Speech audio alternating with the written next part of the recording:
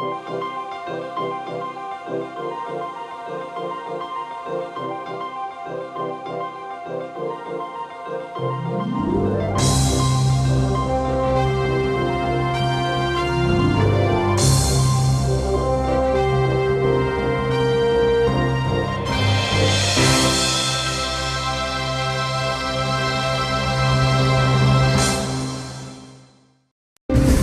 your American dream. Our borders now are more secure than they have ever been in history. We strengthen security at the borders so that we can finally stem the tide of illegal immigrants. The border is more secure now than it has been ever. People have the impression that our country here is protected by AWAC planes, by F-16s. The country's still wide open. The border's still wide open. It's never changed. On my ranch, there were 500 aliens a month crossing the property. If people believe that there's an amnesty, it's going to make people more desperate to get here. There's probably close to 1 million that have come across this year. They're coming through us and they're coming to Middle America. That means they're in the community, somewhere, hidden. What is happening on the border of our country today is going to be the interior of the United States tomorrow. Good evening and welcome to the rest of the news. We have a program for you that is really outstanding, and it's about this video right here. It's called Border States of America, and the MC for this movie is Nick Searcy, and he's with us by Skype, and he's going to tell us a little bit about that. And we have Jim Coyle with us, and Jim is a radio talk host on Salem Radio. Tell us a little bit about your program. Well, I'm on Sunday nights on 970 WGTK, 10 to midnight. It's been over 2 years now. Great response here in the Louisville market, and just came off a great political event in this past week, and momentum is really moving forward as we head towards the 2014 elections, and hopefully we'll continue that all the way through 2016, and hopefully we'll make an impact. That's the goal. Nick Searcy, tell us a little bit about this yourself and this video that you just made. Oh, well, I'm an actor. I've been an actor for 25 years. I've done a lot of movies, and currently I'm shooting the 6th season of a show called Justified, which is actually set in Lexington. So, and my wife is from Owensboro, Kentucky. So no kidding, isn't that something? I'm quite familiar with Kentucky. I'm shocked that I haven't been made a colonel yet, but I think that's coming. The way I got involved with the border movie is that Luke Livingston, who made the film, sort of had this idea that it needed a narrator, and he asked me if I would do it. So I jumped at the chance, to sort of be able to say something about the situation at the border. I took notes on this video as I was watching it, and one of the first things I wrote down is that the federal government is doing essentially nothing to prevent drugs from coming across the Mexican border. Was that a fair statement, would you say? Well, I think it's fair. I mean, I think the larger point is that they just don't know who's coming across the border, and that apparently they don't care. They're not making any attempt. Okay, we lost your sound for a second. And they've given out the information that there are no one's going to send them back home if they get caught. And is that right? Yeah, I mean, I think that they have really created, they talk about the humanitarian crisis at the border, but it's a crisis that they've created by sending out signals that if you come to America, nobody's going to catch you, nobody's going to deport you, and there's all this free stuff available that you can't have in your poor country. And so all these people are risking their lives and dying in the desert trying to get across the border, because of the false promise that's being offered by the Obama administration. Right. And one of your speakers said that we don't need more workers in America, we need more jobs in America. Would you like to comment on that? Well, that's a pretty funny turn of phrase, and I think it's true. I mean, the border is opening. It's open, and it's bringing in more and more unskilled laborers for fewer and fewer jobs because there are fewer and fewer, economic events happening in this country. Well, and aside from the economic impact and jobs, you also have to look at the fact that anything can come across the border, including disease. And now that we're dealing with Ebola and the way that's spreading around the world and now into the United States, there have been agents at the border who have reported turning people away with symptoms, but they're few and far between. And you got to realize if we catch one, there's probably 15 that are still coming through. How do we get a hold of this for health's sake, for economics, social impact of the drugs? How do we ultimately create a southern border again? Well, you're going to have to elect a government that has the will to do it. I mean, apparently the ones that we have now doesn't. The Obama administration is not interested in closing the border because they want more and more people to come across because they think those people are going to vote for them. And the right, the Republicans, by and large, I mean, they seem to talk a good game, but when it's time to actually build the fence and do the things that they're supposed to do, they don't do anything. I mean, there's a fence that's supposed to have been built due to legislation that's already passed, and they built less than 10% of it. Yeah. So it's just going to take putting some people in place that are willing to do the job. Yeah, I think on the fence it's only about 40 miles of the 700 plus that's actually been built. So, and unfortunately, I like you said, the Republicans don't really seem to be pushing the issue as much as they should as well. I think they're afraid of the being politically incorrect and losing a voting block. I think it's the real tragedy here, aside from the fact that the sovereignty of our nation is compromised, is that both parties want to look at this as a politically correct issue and not make the tough choices that need to be made to secure our country. Well, I think, when you're dealing with politicians, even the ones that agree with you, their main job is to get votes, and they don't necessarily look at their job as doing what's right, or I would say a lot of them don't. And so they're just sort of saying, how many votes is it going to cost me if I sort of insist on closing the border and building the fence, and they make their decisions according to that rather than what should be done. How did they keep from finish building that fence? The law was passed. How did they block it from actually being built?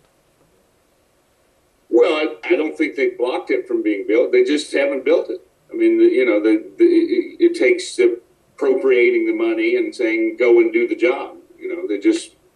They built a little bit of it. I mean, you can see in the video that, you'll have 3 or 4 miles of a very nice, sturdy looking fence. And then it comes right up to a barbed wire fence that you'd see in your grandma's pasture back in North Carolina. It's ridiculous. And they just can, the people trying to cross the border just walk around the nice part of the fence and go through the barbed wire. You have another statement that's printed on the DVD. It says every state is now a border state. When the influx of children were coming into the border via Texas, they were quarantined for a little while, but then we've shipped them off. The government has decided to take those children separate from their families and distribute them all over the United States. And so we have places in the Northeast who are dealing with immigrant children who are plopped in the middle of our school system, our healthcare system.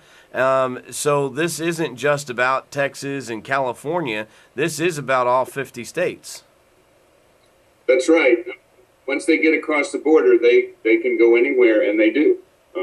And our government helps take them there. Our government places them there. Yeah, yeah.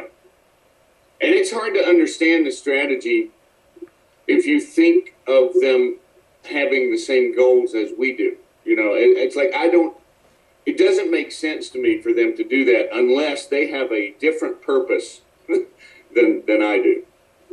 I wonder what exactly do these families do they go into? Do they have something set up to receive these children? Well, I'm not an expert on this, but I think in a lot of cases, the children that come across have the name of a relative living somewhere in the country, and they just pair them up with that relative. So in many cases, that is. I don't know that much about what happens to the children who come across with no family members that they can name. Now you say we can't comprehend it because we don't think the way they think. Do you think that the bigger agenda behind this is more towards a UN agenda, a one world agenda, a world without fences agenda? Well, I tend to sort of understand it as Barack Obama and the people that support him are basically global socialists. They're not really Americans in the sense that they think that this country is sovereign. They want socialism to spread universally across the planet. So I think that's really they're at the bottom of it all. That's their purpose. No, we all know the problem with socialism. Eventually, you run out of other people's money. Yeah, and you know, for the ruling class in socialism, which is what they aspire to be, they're never going to run out of money. They'll just keep taking and taking until it's all gone, and they'll still be on top. So. Can you hear me? Now, just off and on. Okay. I can hear you better now. Oh, okay. I was just saying that it seems like the all of these influx of workers are hurting the American workers by lowering the rates of the pay, and also by taking a lot of the jobs that are available. Would you want to comment on that? Well, yeah, that's obviously true. I mean, these people come across the border and they're looking, you can't blame them in a certain sense. They're looking for a better life. They're trying to come to a place where they can get a job and can make a good living. And in many cases, a good living, what they consider a good living coming from where they came from, is much less than what an American worker would consider a good living. So in a lot of cases, they're willing to work for much less money. And, you know, sadly, I think that in some ways, people supposedly on the right side of this issue like the cheap labor. So that's part of the reason that all the Republicans aren't completely on board with closing the border. Yeah. You know, the White House was recently asked about the excessive order, 5 million plus, of sheets of paper for green cards. They refused to answer whether the president is going to go forward with his amnesty by executive fiat and just sign an executive order and grant amnesty. We were told that he had a pen and a phone and he would use them and he would go around Congress whenever he could. Now we're seeing that the government is actually ordering the materials needed to move forward with this, but yet they still won't be forthright and forthcoming and tell us what's going on. Do you think that we're going to see a big amnesty push from the White House after the elections? Absolutely. I mean, there's no reason. No one's going to stop him. Yeah. I mean, no one's willing to stand up to him. So why wouldn't he do it? Well, it just it seems like the Democrat Party has turned against the working people in this whole thing. You know, if I needed to summarize the whole situation, the working people are being attacked by the Democrat Party. Well, I think they don't want them to be working people anymore. I think they just want them to be dependent people. On welfare, They're basically almost in every case, the Democrat Party has become against any sort of economic activity as being bad for the environment. So they think if everybody just stops working and just starts taking government checks, it will all be better off. Well, yeah, I mean, Nancy Pelosi told us that unemployment benefits are a great stimulus to the economy. So obviously they're on a whole other planet when it comes to economic reasoning. It really is striking. I think it says something about the long march through the institutions that the leftists have done in this country.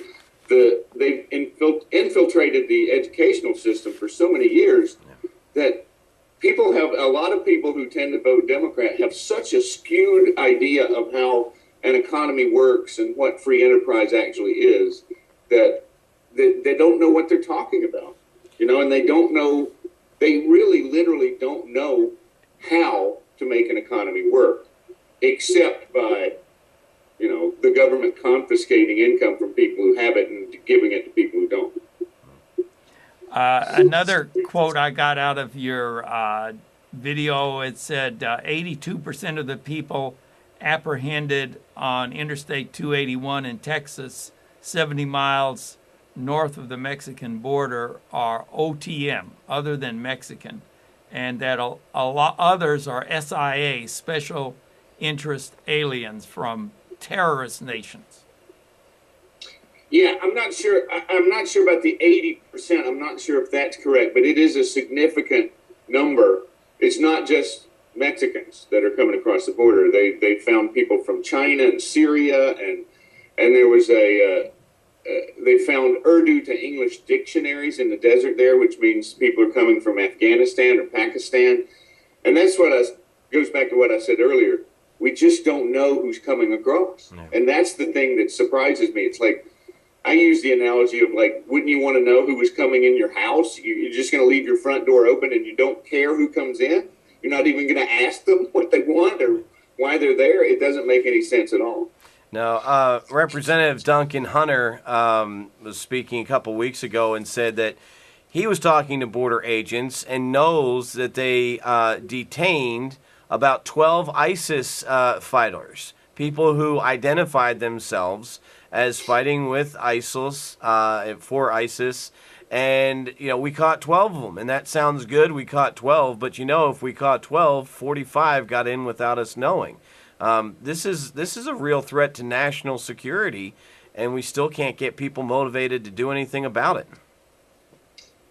Well, that's exactly right. And, that's what I mean when I say it's hard to understand what their purpose is, because if you don't care about that, if you don't mind that there are ISIS fighters sneaking across the border, and the fact is that, one of the border agents interviewed in the film says that probably the apprehension rate is only about 30%. So that means about 70% of the people who try to illegally cross the border succeed. Wow. So that's a lot of people that we don't know who they are, and they could be terrorists. Yeah. Your DVD, The Border States of America, where can people get that? Because people really need to get this, get their head around it, and get motivated to get involved, to do something in the future. How can they find the DVD? If you go to borderstatesmovie.com, it'll show you how to get a DVD of it, or you can just watch it right on your computer on YouTube anytime. If you do a search on YouTube for Border States Movie Nick Searcy, it'll come up. It's free on the internet. And Nick, have you had any backlash from the film community, the Hollywood community, for speaking out on this? Have you seen a backlash against you or others like you in the movie business that tend to speak out for a more conservative voice? Well, I haven't. It hasn't happened to my face. They may be talking about me in rooms that I'm not in, saying we don't want to hire that guy anymore. But not that I know of. I mean, I know it goes on. I've heard stories of people being kind of shunned because of their politics. But I don't have any personal knowledge of that, and frankly, I don't really care. I mean, I have enough work as it is, and I'm fine with it. If somebody doesn't want to work with me because of my politics, I probably don't want to work with them either. So. Excellent. Nick, another statement I got off the video, it says almost all illegal immigrants go on welfare. Yeah, well, I think they don't have that. They don't have a choice, and a lot of times because they come across, they're unskilled, they barely speak the language. How are they going to live? And that's part of the strategy, I think, of the Democrat Party in turning a blind eye to what's happening. Is they want that dependency. They want people getting a check so that they can say to them, if you don't vote for us, your check is going to stop. That's the sad reality of what's going on. I was talking to an African-American gentleman just the other day who said that he is more of a conservative, and he gets a lot of backlash from his friends and peers because they don't understand the fact that the Democrat Party, who pretends to be a champion of minorities, it has really just manipulated minorities into dependency. Exactly what you were just talking about with the illegals, the Democrat Party has done with the African-American community since the time of the Civil War. And I believe there's signs. I think that the African-American community is waking up. I think there's signs of that. And that, if the African-American community ever stops voting 90% for Democrats, it will be a huge change in this country. It really will. And I think they're beginning to wake up. It's like Charles Barkley said. It's like these people have been voting Democrat. These poor people, they've been voting Democrat for 50 years, and they're still poor. Yeah. Oh, yeah. Okay? It's time for a change. Yeah. They're maybe even more poor now than they were 50 years ago. Or even 6 years ago. Yeah. The unemployment rate is high, and, the whole idea of what would you rather do, have your own job and get your own benefits, or would you want the government to control everything? Right. And, there's a certain portion of Americans, certain number that would rather have the government do it. And that's just a fact. I mean, you're trading a lifetime of ease for, a lifetime of freedom. Yeah, I think, Mitt Romney got a lot of flack when he said 47%, that comment about 47% of the country. But if you look at the numbers, we're pretty close to a 50-50 split of people who want to be working and in control of their own destiny and negotiating for their own salary increase, and 50% of people that are more than willing to sit back and collect the check and allow the government to say, well, we'll pay you as long as you don't, do this, this, and this. I mean, it's getting to a tipping point, and I think if we ever get past that 47, 48, 49%, I don't know how you turn it back. Yeah, and I think we are past it, really. I think it's already gone over a bit. And I think Romney's biggest mistake was, apologizing for that statement.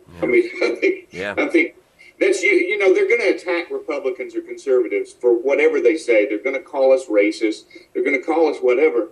And the worst thing you can do is apologize. The worst thing you can do is say, yeah, I'm sorry I said that. You just go, no, it's true. Sorry if you don't like it, but those are the facts. Yeah, we're told that there are actually more people receiving government handouts or subsidies than there are full-time workers in America.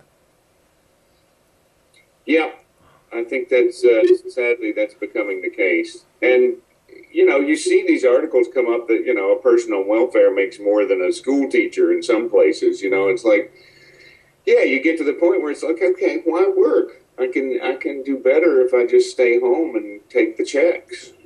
And some people are susceptible to that and think that's a good deal. You can get a copy of this tremendous video that we're talking about, and you can get it at Border States of America, the movie. Is that it? I think it's borderstatesmovie.com. Borderstatesmovie.com. Borderstatesmovie.com. So you can get a copy of this there, and you can get the trailer at on YouTube.com with let's see, that's again under Border States and Nick Searcy, Searcy. So that's something that it's a real eye-opener about how, I mean, we have a lot of problems, but really they're going to get a whole lot worse because of the administration's policy on the border. Yeah, we're being invaded right now, whether we know it or not. And if we don't stop it, it's going to continue. Yeah, I think the video footage that you have on that video will really make people's hair stand on end. It's something, and it's just going to get worse and worse as we kind of are coming to a fork in the road where they're either going to go over the cliff or we're going to wake up and return to the Constitution and free enterprise. What? Nick, I want to thank you very much for speaking out and putting your voice to this video. I think the biggest weapon we have right now in this battle is education, and it's people who aren't afraid to speak out and speak the information that they have. If we can wake people up, I think we've got a chance. And, that's what Dr. Simon does here with his program. It's what I do with my radio program. And when I see somebody like you get behind a project like that, it gives me a little inspiration, a little encouragement to keep on going, that we're not in this alone. We have to remind people that, it's not, we might be in our own little pocket in Kentucky or California or Michigan or wherever, but we're all in this fight together. And the more voices we can get out there, and strong voices like yours, the better the chance we have of making an impact. So thank you. Thank you very much, Nick Searcy and Jim Coyle. Tune again next week for the rest of the news. Pursue your American dream. There are two things that you just can't ignore. Every state is now a border state, and this crisis won't get solved with one of these, Mr. President. I'm Nick Searcy. Join me for the Border States of America. Or we just go play golf. Oh, wow. Hard left. Just like you, Mr. President. See the Border States of America, a groundbreaking documentary you absolutely can't afford to miss.